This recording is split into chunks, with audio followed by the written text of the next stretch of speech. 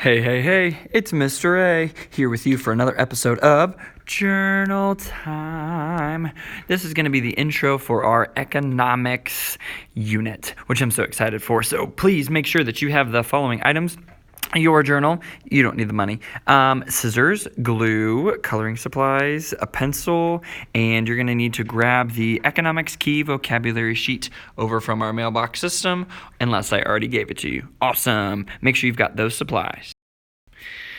All right, in our journal, we need to turn to pages 23 and 24, and there should be two blank side-by-side pages. So if you don't have that, please make sure that you just skip a page so that you can have 23 and 24 right side-by-side. We're going to take out and trim the key vocabulary page and glue that on page 24 to look like. Once you've got that glued in, we are going to turn all the way back to our table of contents and write in these next two pages that we're going to be doing. Page 23 will be our economics cover page, and page 24 is our economics key vocabulary. All right, perfect. Now, back on this page 24, make sure that this is glued at the top, and then on page 23, we're going to create a cover page that looks like this. So take a little bit of time to sketch the image here on page 23, just to kind of represent what economics are. So we're going to talk about what consumers are versus goods and services, products, money, and more money.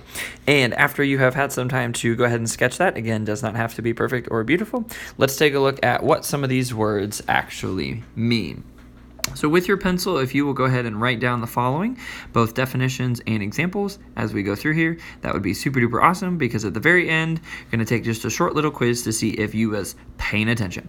All right, once, definition, the desire to possess or do something. Some examples that you might all very easily relate with: video games, phones, vacations, candy, etc. And needs are a thing that is required or for survival, like air, water, shelter, shoes, or clothes. And I love the image of the difference kind of between what a want and a need is here. So we can see the Apple icon for Apple phones as a want versus a real apple as a need, representing food. So take some time to write down both of those definitions and examples. Beautiful. Next, we're going to take a look at what are economic consequences, and those are basically effects on trade, employment, or incomes. So for example, when companies close down factories or people lose their jobs, that is an economic consequence, basically an effect on something when someone else makes a choice. And then we have what are known as goods and services, and goods are merchandise or possessions that satisfy. So that's any sort of item that you can touch or feel, like fruit or computers or cars, blankets, or phones. And services are work that's not held or touched for consumers. So for example, a job like a dentist or a mechanic, a teacher, or a lifeguard, some sort of service provided by a human being. And so if we look at then the sixth word, scarcity, is when an item or service is in short supply. So for example, coffee beans in the United States are in short supply, so we trade with South America to help combat that scarcity. And if we look at some examples of kind of like what scarcity could be, some limited resources that we might have are land or labor or capital, whereas unlimited wants that we need are all of those on the other side. So we can see that there are lots of things that can sometimes be in scarcity, and we need them to help us continue on in living an awesome life. Beautiful. Next, we're going to take a look at what's the difference between a producer and a consumer in terms of economics. So a producer is someone who creates or supplies goods or services, like a farmer or a welder, a baker, or a bank. And a consumer is someone who pays for goods or services, so like shopping at the store for grocery. And if we look at some examples of kind of what the difference between a good and a service would be, we can see that goods are things that we buy, things that we can touch or feel, and a service is some sort of a job or something that someone does for us. So those are the difference between goods and services.